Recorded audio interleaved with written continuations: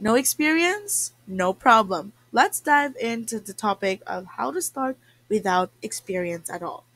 The important thing is to build confidence and credibility. Starting something new can feel intimidating, yeah?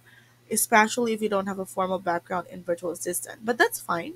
Here's the good news. We've all been beginners.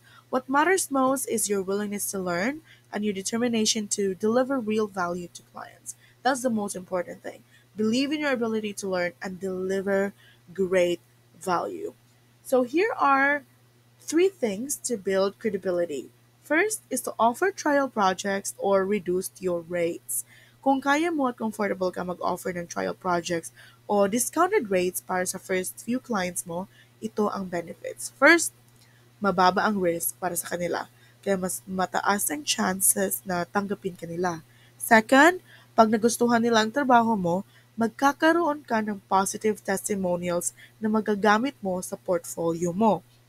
For example, number one, I'd like to offer you a 1 week trial for free at a discounted rate so you can see the quality of my work. Great. Second, if you're satisfied with the results, we can discuss a long-term arrangement.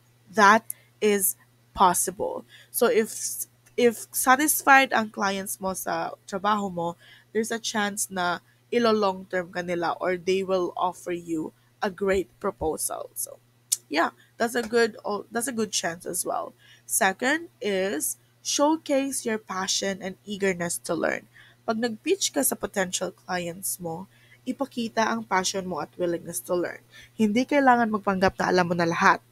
Yes. Pwede mong sabihin, I may be new in this field, but I am a fast learner and I always ensure quality results. Or, I am adaptable and open to feedback, making sure I deliver exactly what you need. Ang mahalaga kasi, i-highlight ang work ethic mo. Sabihin mo na dedicated ka, mabilis mag-adjust, at willing gawin ang lahat para ma-meet ang expectations nila. Madalas kasi sa mga client, mas gusto nila ang taong may good attitude kaysa sa may experience pero hindi professional makisama. And I've been there, I've seen through a lot, at most of them talaga is they will choose or hire someone na magaan ang loob nila to work with. So that's also a good factor to get clients. And lastly, is to document everything you do. Importante na i-document ang bawat project na ginawa mo, maliit man o malaki. Pag may natapos kang project, kunan mo ng screenshots, especially yung before and after, para makita ang improvement na nagawa mo.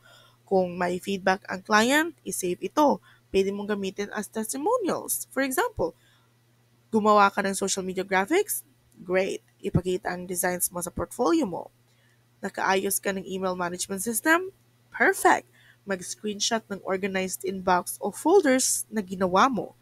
Kung VA task like scheduling o calendar management? Amazing! Pwede mong ipakita ang streamlined process mo. Ang goal ay ipakita na may impact ang trabaho mo at kaya mong i-deliver ang results. Mas madali kang pagkakatiwalaan ng potential clients kung may proof ka ng skills at value mo. So remember, even if you're starting with no direct VA experience, the professional mindset you bring to the table often speaks louder than years of experience on paper. Because marami na kasi ang mga fake credentials. They would write that they have this kind of skills, but when they are given the exact tasks, hindi nila alam ang gagawin. So, it's better to be trustworthy, honest, and have the attitude to learn something new. That's all, and see you in the next slide.